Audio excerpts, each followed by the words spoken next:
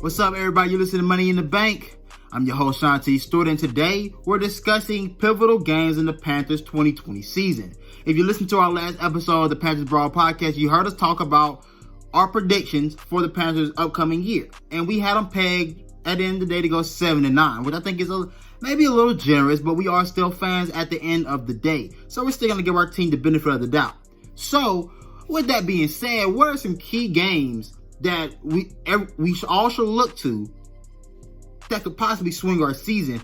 And that's what I'm here to give you guys today. Now, as I pull out my devices, we're going to go ahead and start off with week 2 against the Tampa Bay Buccaneers. I think this game is so pivotal for so many reasons. Obviously, the big elephant in the room is that the Buccaneers have now drastically upgraded. They've upgraded at quarterback mainly, which is their biggest upgrade, the biggest upgrade that we've all felt like they needed for the last few years. They now have made that upgrade. But it seems like right now teams won't have a full offseason. If teams aren't able to have a full offseason, how much time will Tom Brady get to prepare with Bruce Arians and get this offense rolling? I said it on the podcast. Bruce Arians' offense is a complicated one that even veteran quarterbacks have struggled with, such as Carson Palmer.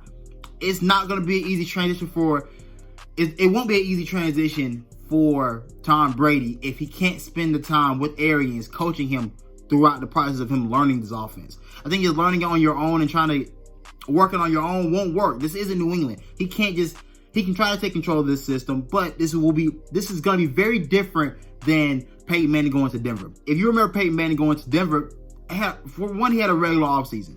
Nothing new was happening. Nothing new was changing.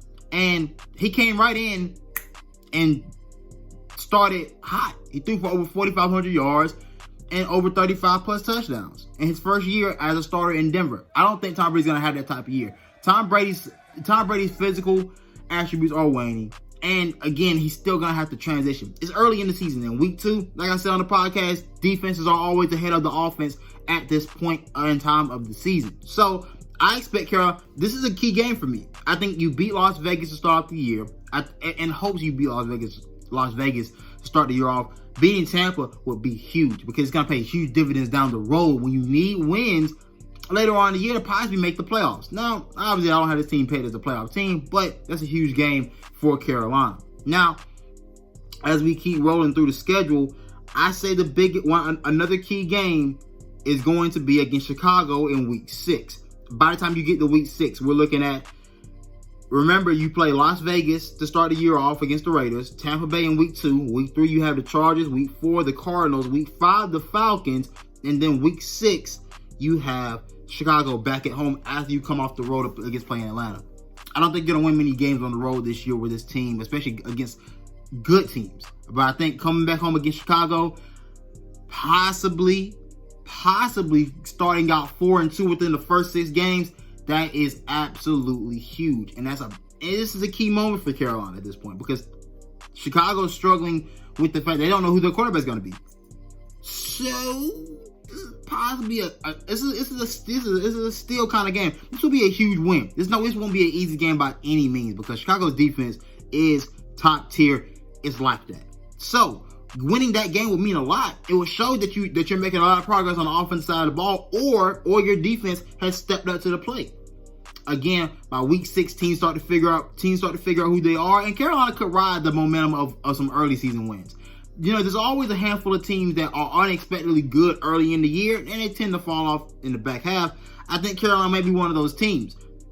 But and to be one of those teams, a win against Chicago would not be out of the picture. I think you could win that game. That's a toss-up game, which much of the schedule for Carolina is because we just don't know what we have just yet. But as we progress through this schedule, I get down to week 11 and 12, and these are the final games that I'm really looking at as far as being key pivotal games. Now, so let's refresh. You play Chicago in week 6. You go on against the Saints in week 7 on the road. Back at home against Atlanta in week 8. Week 9, Arrowhead Stadium against Kansas City. You're not winning that game. Tampa Bay back at home. And now you get to Detroit and Bank of America Stadium and on the road to Minnesota.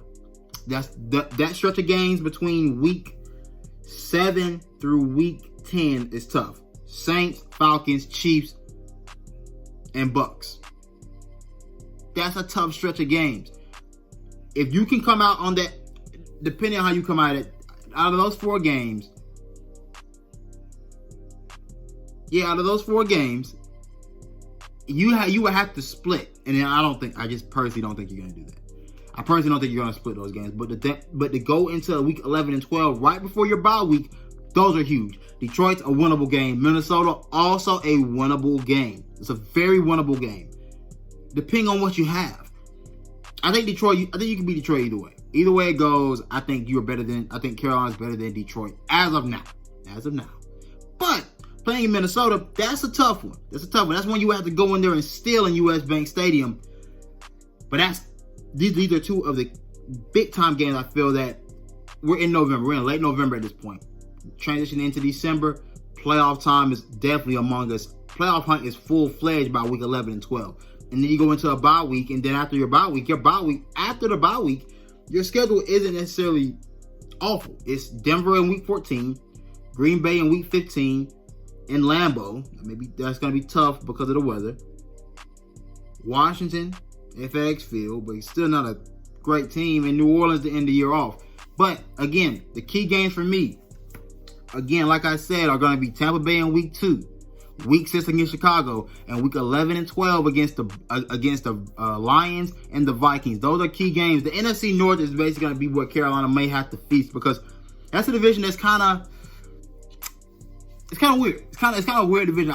We really don't know who's going to step. I think we know Green Bay obviously has Aaron Rodgers, and that's the best team in that division, bar none. We're not questioning that. But Chicago, when playing their best football, can beat Green Bay and can be the best team in that division.